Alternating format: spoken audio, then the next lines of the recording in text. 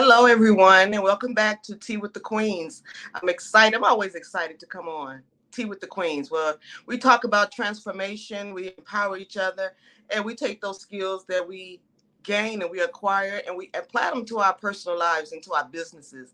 And I just love to just be on here and just talking to these amazing women and how they just pour into us. So today we have an awesome guest as well.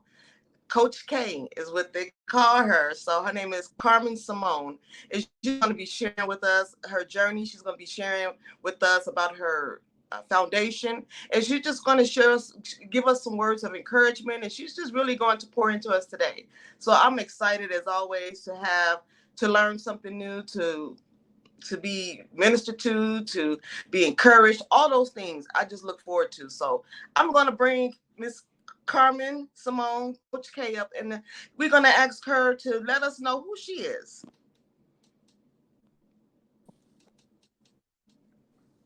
Hey, hello. Hello. How are you? I am doing well. Thank you for asking. Okay, so we got Carmen Simone, Coach K in the house. So we just want to know who is Coach K? Who is Carmen Simone? A whole lot of people. You know what? I'm her, I'm she, I'm every woman. Girl, they be like, who am I? Every So young so girl. Yeah, no, I'm just honored, first of all, to be one of your guests. Thank you so much for the invitation. Thank you for being really don't here. take it lightly or for granted. I know you could have chosen anybody else for today, so I honor this space and time with you and with all of those that will be listening in. So I'm just a little girl from Cleveland, Ohio. That's where I grew up. Spent all of my life there until I graduated from high school.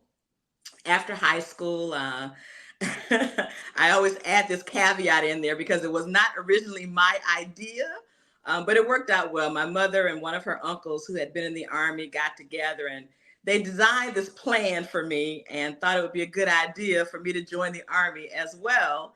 And so the three of us sat down with the recruiter, and the year before I graduated from high school, so they call it a delay entry program. Yeah. And I agreed to join the Army. And so at 17 years of age, I left home for the very first time on my own, so to speak. You know how you are when you first leave home, you think you know everything and you're grown and you can do what you want to do. And I found out none of that was true. Exactly. Nothing. So I joined the Army at 17, as I said, and began as I aged and matured to really appreciate the opportunities that it provided. And so I actually ended up retiring from the Army Reserves after spending 9.5 years on active duty. At that time, I had met my then-to-be husband and wanted to be able to continue to travel with him. So he stayed on active duty. I joined the reserves, and that allowed us to continue to be able to travel together, me to go back to school. So I was able to go back to college, and I ended up getting my master's degree in social work. That's my professional trade. Okay. And retired from the Army Reserve in 2006. And after working numerous different jobs for the federal government, I retired from there in 2017. So now, after having two children, I have a boy and a girl. Our daughter's 32. Our son is 27. I have 3 grandchildren and a son-in-law. I now coach women to help them as they are moving through their journey of life and all the nuances that we experience as women. So I'll pause there to give you the opportunity to ask some questions as I could go on and on and on. Yeah, I want to interject because I know I was reading your bio, and I want to say thank you for your service, man.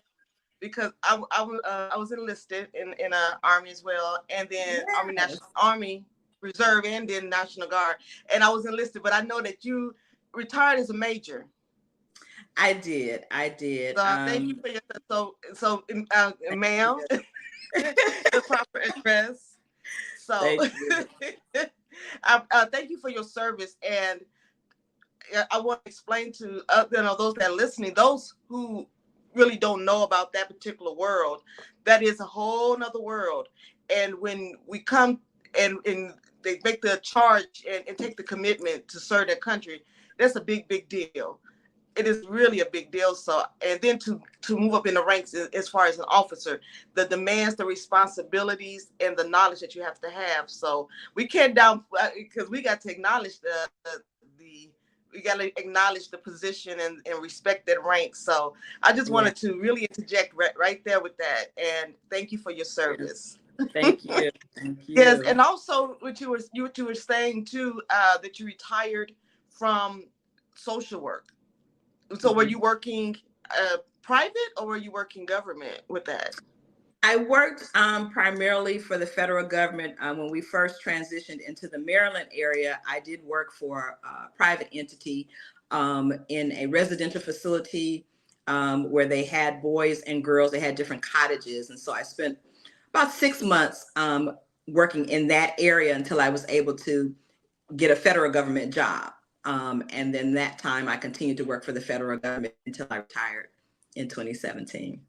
So that's amazing, and that's amazing because a lot of times when you do serve and serving you sacrificing, but you get so much more in return as well. So you Yes. got to look at how it balances. And sometimes our parents, they know, they think they know what's best for us, but when we, like you said, we go out there, we think we know everything. When I enlisted, I went to a year of college first, then I enlisted. I just thought I knew what I was doing. When I went in, I was shocked because I wasn't used to that level of discipline. Not that Right. I wasn't out there like that, but I wasn't used to that. I'm the oldest of five. So when you're Hmm. the oldest, you're the authoritative, as far as the siblings. So I wasn't Yeah. used to nobody telling me specifically what to do. So Right. I had I to get, understand. and they humbled me down in that area, and I was not ready. But I look back on it, and I don't talk about it a lot, which I think I should. But I'm glad that I did it. I'm proud of myself for doing it. But that's often overlooked for me, and I don't know why. So many different things go on, but I Hmm. forget to mention that I'm a veteran. So That's so important. that's yeah. So that's good. I think when I got out, it was right before 9/11 when everything Hmm. was going crazy with that, and I was just getting out of my commitment at that particular time. So I admire and applaud those who were in the trenches. That was a difficult time. Anytime there's a war situation and it's not peacetime, it's a difficult situation. It's Yes. hard Yeah. enough to just be, active duty or in training, and you got to keep that momentum going. But when you're in the thick of it, that's a whole nother story. So again, thank you for your service and thank you for that sacrifice. And even in government, when you work civilian side, that's a remarkable opportunity as well, because everybody can't get a government job, but when you get a government job, there's also a lot of perks that go along with that. I never had a government job. I worked for the state that I live in, but that government job was gold back in the day when everybody was trying to get in there. That was like gold. They take, because and as difficult as it can be, they do tend to take care of you. At the same time. Very true. Very true. Yeah.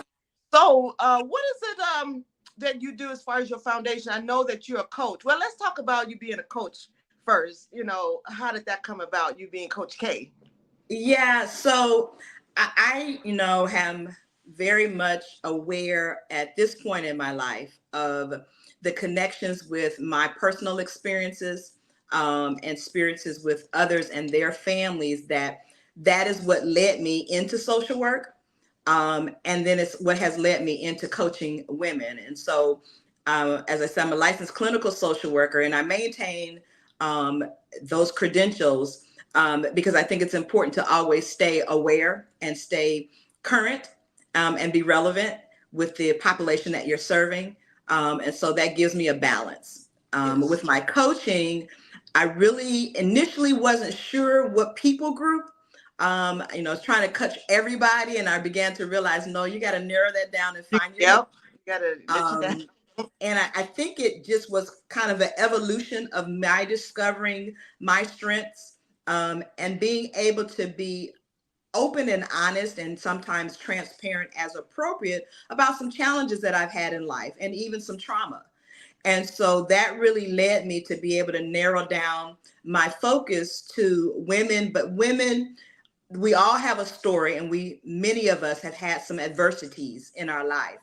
But that word adversity just really resonated with me because I've had many of them.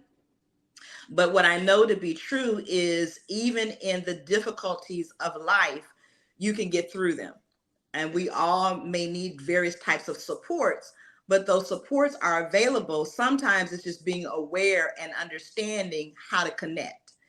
Yes. So I very much am passionate about women being all of who they have been created to be and being able to be authentically directive, authentically intentional, and pursuing who we are as women. Yeah. So, what is the name of your coaching program? So, the name of my program is Inner Healing for Abundant Living. And again, I had to be that first partaker. So, I had to have some inner healing so that Yeah. my life could be abundant. And that is what I give in partnership to other women. And so the women that I coach have some, areas within their spirit, their heart, even sometimes their emotions and their mind that need some healing. Hmm. And we walk that out. And then we look at their life goals, where it is that they want to be, some hindrances and some obstacles, some challenges that they have obtaining and reaching those goals. And then I help them to strategically come up with a plan so that they can be very directive and intentional to reach those goals in an abundant way. And the abundance is defined by how they define what abundant is for them. For me, it initially came with me being able to recognize how some past traumas were impacting my current life and being able to heal from those wounds and then being able to walk in a direction that was best suited for me. What I noticed about trauma and with your program, I know that a lot of times women try to hide behind the trauma. They try to suppress it. Then they got their goals and they try to go and accomplish all these goals. And once they get the goals accomplished and they're doing all the things that they desire to do, they don't enjoy it. And the reason why they Absolutely. don't enjoy it is because they never dealt with the trauma. They never dealt with the inside. They never, dealt with what was holding them back in the first place. That's So right. that's very important. So we got to make sure that we're good and Yeah, start there. Your goals are going. You can still accomplish your goals, but make sure that we're good first before we just absolutely. strike out and start trying to do all these different things because you can't hide behind those things. You want to be successful, but you want to be able to enjoy what you're doing.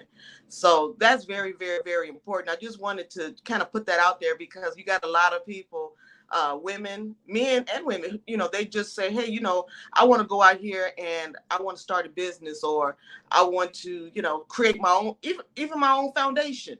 A lot of Hmm. people, they know they've been through a lot. They know they have been through trauma and adversity, but they say, oh, I want to create a foundation. I want to help people. But you ain't did nothing to help yourself. And I Yeah, believe on a coach, every coach needs a coach. So you need to that's right. start with your coach and you need to dig deep down inside and that healing.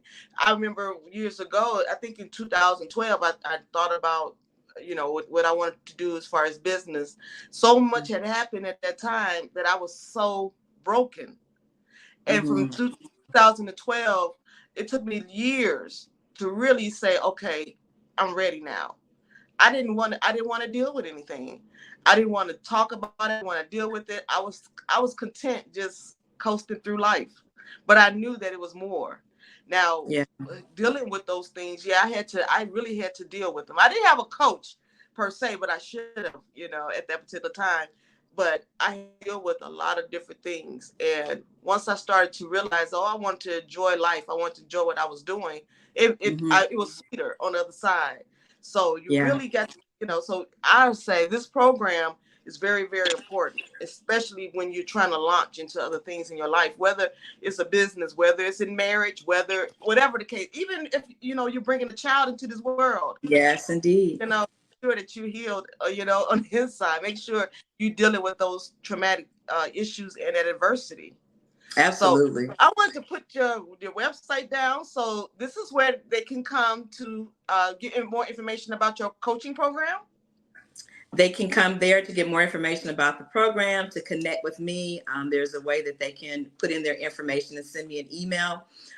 They can call. The phone number is listed on the website as well. But I want to add that, because sometimes people get the perception that healing is a one and done. And generally there are some things in our lives, and women, that it's a process.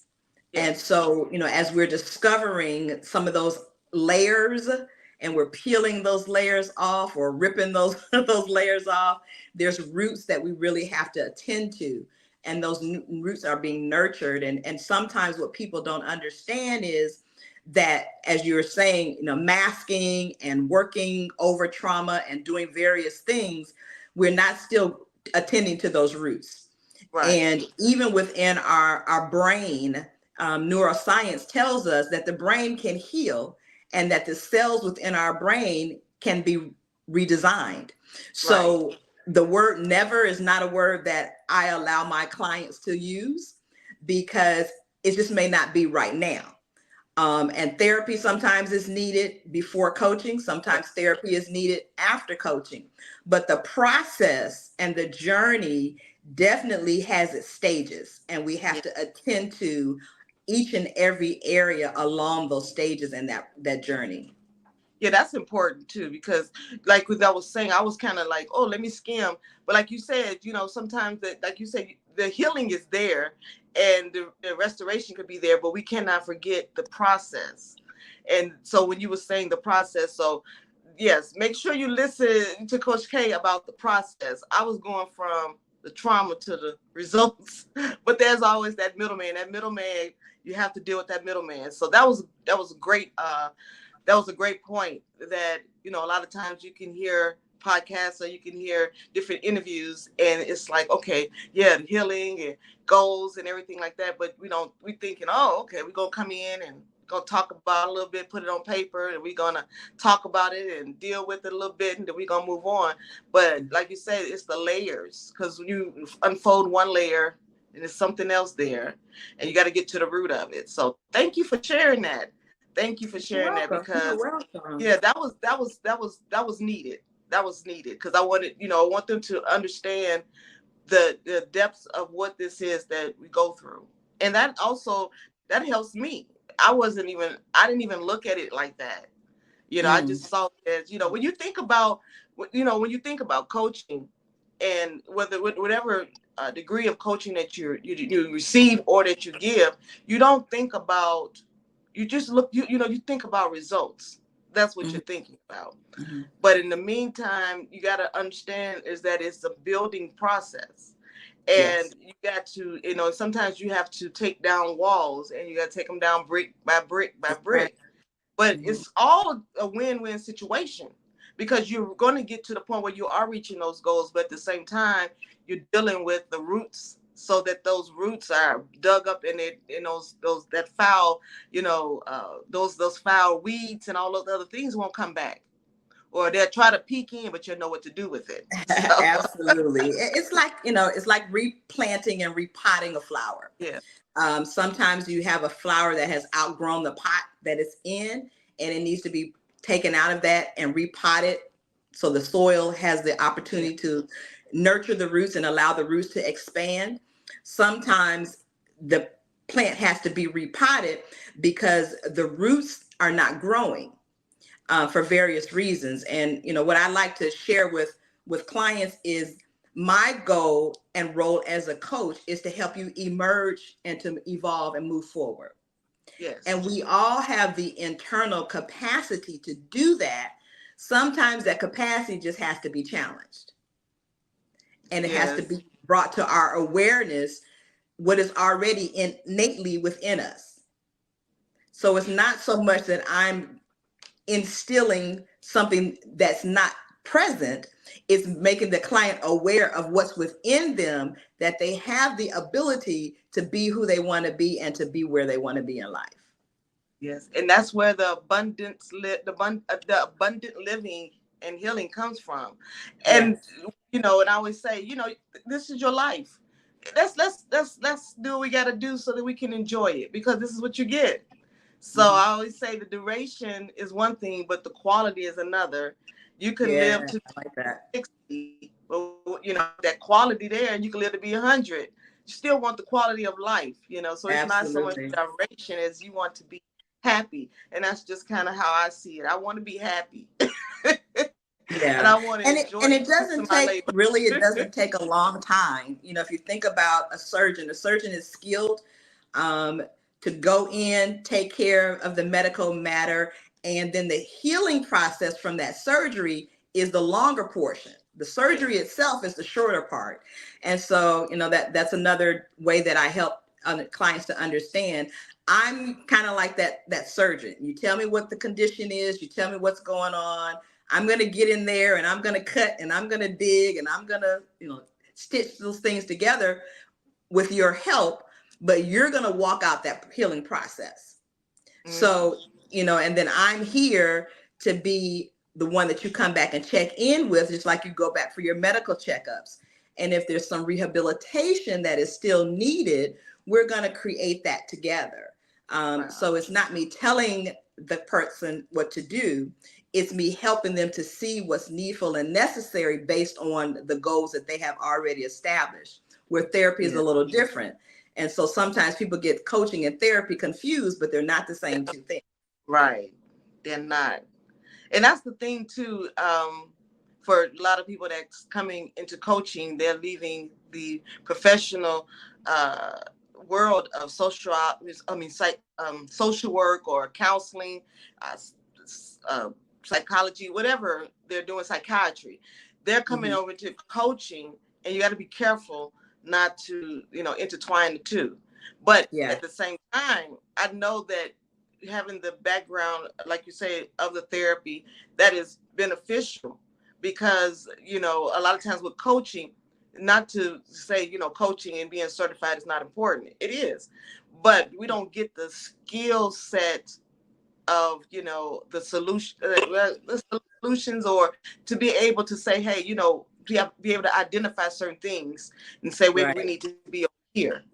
You got the skills on how to just flow in a coaching session or with a client, but when you can go a little deeper, it's good. And when Mm-hmm. you have those skills, that is very important, because everybody that goes into coaching in that capacity, they don't have the skills you have. So that's what sets you apart, is that, okay, I can identify some things that maybe this coach over here that's doing life coaching, they're still good, but they may not be able to identify the things that I can. So they always Right. say, what sets you apart, that definitely it sets you apart. And a lot of times you'll be able to, a lot of people can get more from you because of what you bring to the table. So I just want to throw that Absolutely. out You're there. right on it. You're That's right on important. it. That's important. And it's not taking anything from anybody else, but we got to give credit where credit is due. If that's there and it's going to make that difference in that capacity, then that's where you need to be, because you want to be successful in whatever plan that you have for them, whatever plan that they come up with and you all agree on and you working on. They want to be effective, and sometimes Exactly. they don't need as much as you may have, to give, but the thing is that you know how to scale back. But when someone really don't have those skills, they have to learn and attain those skills to deliver to their customer. So they Mm-hmm. don't they're just kind of right here. They don't have any place to go. Your Yeah. background, you got a little bit, got a few things that you can do and places that you can go. So yeah, that's good. I like that. I really do. And I didn't mean to put you on the spot, but No, you're not at I think all. Not people at need to all. hear that. I think people need to hear that when you have a background like that, sometimes you be like, well, I want to do something different. I have spent my time over here doing this and that, but you'll be surprised. Those skills come over, and it's very important that those skills can come over. It makes a difference in the life. It's about results. It's about helping. Yes. So, Yes. take it like you want, but that's the gem. That's what sets you Yeah. apart. So I had to say it. Very much so. I had They're to say it. transferable skills, and Yes. what I am able to do is to look at all of those major life areas, so I'm not a financial coach, but we're going to talk a little bit about that, because your Right. spending habits identify some things that are in your emotionality. We're going Yes. to talk a Yes. little bit about your social connections. We're going to talk a little bit about your family and significant relationships. We're going to talk a little bit about your health, because it gives me a clear, balanced picture of how you're really living your life. So we talk about all those major areas, and there are about 8 to 10 of them, so that I can get a really clear understanding of where the person really is. They're initially going to tell me some things, but once we talk about those areas, it gives them a better awareness. And then they Yeah. say, well, actually, I really need to focus on this. I thought initially A was important, but I really need to focus on D before I can even start to look at changing some areas of my life. Let's say it's my finances. Yeah. I've got to really attend to my health Right. before Before you I can can really fine tune my finances. Because if I'm not alive any longer, my finances are not going to really make a big difference. right. So, and how those things are causing stress and other things that we may not particularly be aware of. So, my social work background allows me to help the people look at the bigger picture, because sometimes we're Right. very tunnel vision and we see what we see based on our perceptions. And so we really need to look at our filters, what we're filtering things through, our experiences, the lenses of how we see our life, how we see ourselves as women. We also need to look at things that we carry in our heart and how they may be affecting us relationally or keeping us from being effective relationally. And it's our perceptions, our And now, values. We're looking at our biases. We're looking at how we judge things. And so all of those things, people say, we're going to do all of that. Yep, we do. And it doesn't yeah. take us a year to get it done. Right. It takes us generally 3 to 6 months, depending on the needs. But, people say you can't guarantee results, but there are some things in a coaching session that you can guarantee. The outcome of those things is really up to the individual. Right. And that's the thing, the outcome. So, then that's the difference, between the counseling and everything, the outcome, and who's responsible for the outcome. The person that you're working with. When these tools and these things are laid out, the responsibility is to do them or to make those things happen. So the results is on you. We have to be the Absolutely. ones that have to take the responsibility to is there. Do it, and I know it sounds easier said than done, but at the same time, if you want the abundant life, if you want what's being given to you, those tools and techniques that's telling you, hey, this is what I need to do. This is what I need Yeah. to do. I want to Yeah. get from A to, let's say, F. You know, you're not going to get there if you're not, applying what's been given. That's So right. that's what I was saying about acquiring those skills. We need to do the apply to our lives, our personal lives, our businesses, whatever. We want to see results. So we have to take the responsibility to take what we've been given and do something with it. So that's the Absolutely. difference. Yeah. Yeah, So my thank you for that. responsibility as a coach is to make sure that the skill sets are matched with the right tools. So the skill sets, the capacity that the individual has, my responsibility is to give them the right tools, but then they have to use the tools. Right. And in this short period of time that we've been talking, it's been so rich because it really explains the relationship, and it narrows down what it is that you do. And they say, oh, elevator talk. Somebody should be able to pick up what you do right away. But Right. it was That's it. so much in that small period of time that you kind of, in my mind, I kind of can see that even how things will flow from week to week, or however you set it up. I can see that just Oh, from the very good. explanation. So that's, they say, to capture the attention and to capture someone. So that Yeah. we broke that you broke that down in a short period of Yeah, time. my my So I my can see the elevator format. talk has changed over time. I'm sure yours has as well. I'm still But developing. it's evolving, right? Yeah, It yeah, emerges. it And at does. this point in time, it's I help women veterans, I help mothers and daughters, and I help fathers with adult daughters to overcome the adversities in their life, because Yes. sometimes the way that we have parented as a child as a teenager is not the way adults need to be parented. Right. So You have sometimes to we have change to the take a look at that. yeah. The relationships change, and you Absolutely. have to They be able to should flow because anyway. I you got to keep, the relationships change. Like you said, when you become an adult, it's just different. My sister, I Absolutely. was telling my sister, I said her children was transitioning into adulthood. And I said, at some point the relationship is going to change. You have to look at the relationships as if I have adult children. And I Mm-hmm. said, if not, then it's going to create a barrier because you cannot continue to parent in the manner as if they were still in junior high school. So That's right. I think she started to see it, but I was like, that's not going to work. Not But going to we work. do what we're accustomed to doing, right? And I Yes. so appreciate my two adult children, male and female. They're very direct, and they'll say, Mom, I don't need that. Right. And that has helped me to evolve and to emerge, Yeah. because their Yeah. maturity is developing. The way that they live their lives, it changes as they become older. And so some Yes. things that they needed me for as young children and as a teenager, they don't need me for as a young adult. Right. Or they don't need me in the same way now that my daughter is married and has children as she did when she didn't have a husband and children. And Right. so we have to be aware of that. But it takes something within us to be able to identify. And sometimes some things we have to let go of. Yes. And it can be painful. It can be very painful, but at the same time, we had to I always go back. I said, well, how did I feel at that age? What was my mindset at that particular time in my life? And what did I feel that I needed and what was stressing me with my, Yeah. as far as my parents. Mm-hmm. And I tried to be mindful of that. And I know That's that good. the relationship that we have now, that she will come to me, without hesitation because she feels like she's safe to come to me.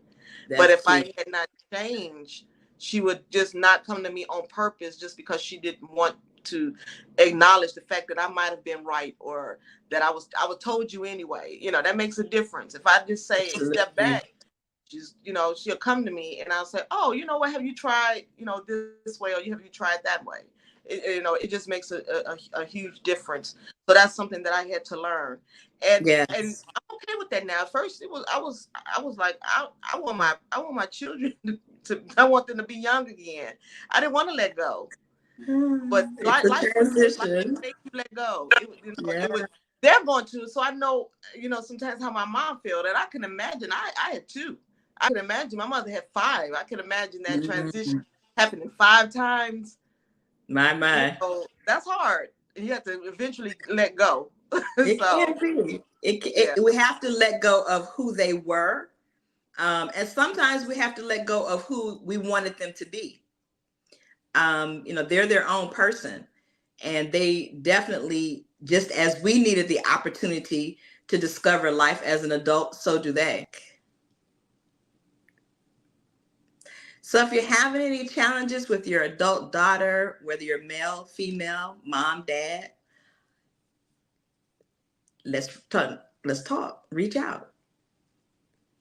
And if you're having some challenges with your pursuing your goals as an adult woman, let's talk. I'm here to help. Again, you can go to my website, www.ih4al.com, Inner Healing for Abundant Living. My name is Coach K, Karmin Simone. Look forward to connecting with you all soon.